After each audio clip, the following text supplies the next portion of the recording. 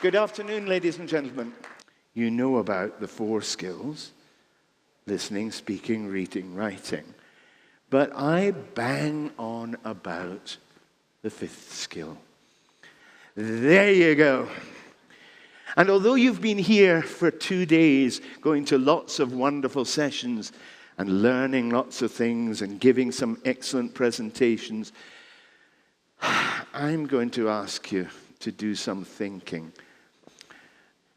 Most of the language that we teach is referential. One word means one thing.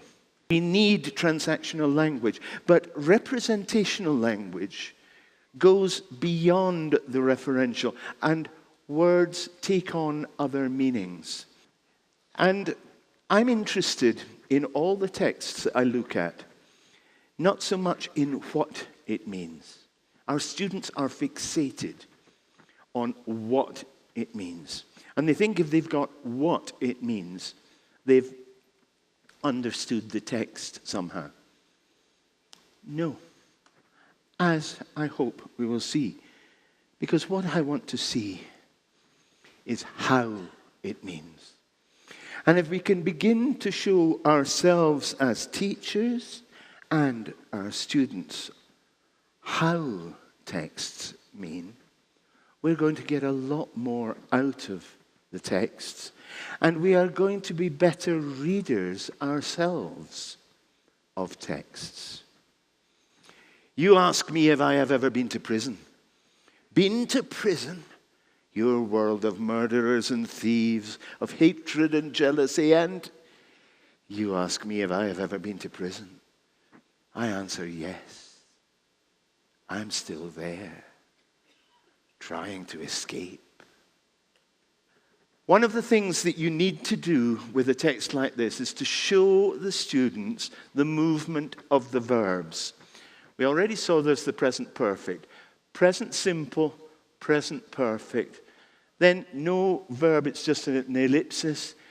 Then in this bit with the difficult vocabulary, there's no verb at all, which is interesting. Presence and absence of verbs. And then present and present perfect. Then we move from quite long lines to shorter lines. I answer, yes, I am still there, trying to escape. Still with the present simple. Then look what happens. Present continuous, trying to escape. And then look what comes after the word escape. Do you see 3 dots? So that's the first text. And you've learned, without me teaching you, you've learned quite a few things from this little text. Text awareness. The awareness that every text works differently.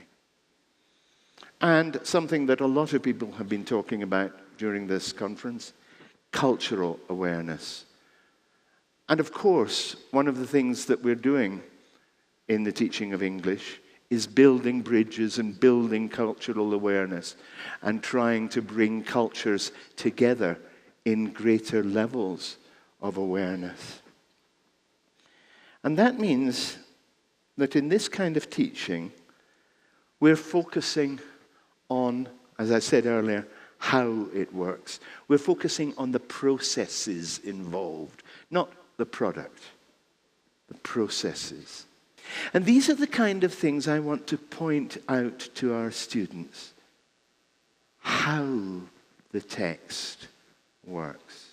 But the best teachers are the teachers who help you to learn in your own way.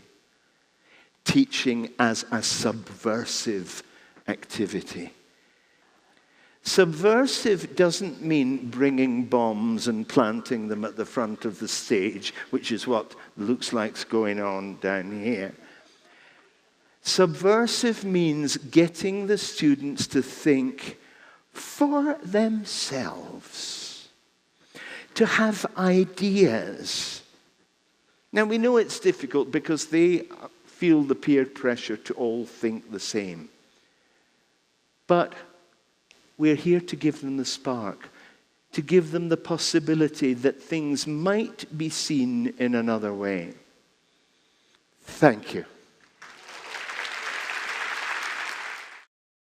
Well, it's been a really good 2 days, very well organized, very professional, and I've enjoyed every minute of it. I've met some old friends, Mexican friends, I've met some old British friends, Italian friends, I've met friends from all over, and I've made some new friends. It's a great experience, and I enjoyed it every minute. It's always a good thing to get teachers to come together so they realize they're not alone. They often feel alone when they're in their schools and coping with difficult headmasters, difficult parents, difficult curriculum. So it's really good to give them a psychological boost and make them glad they came, make them glad to be teachers, make them feel good about themselves. That's the name of the game for me.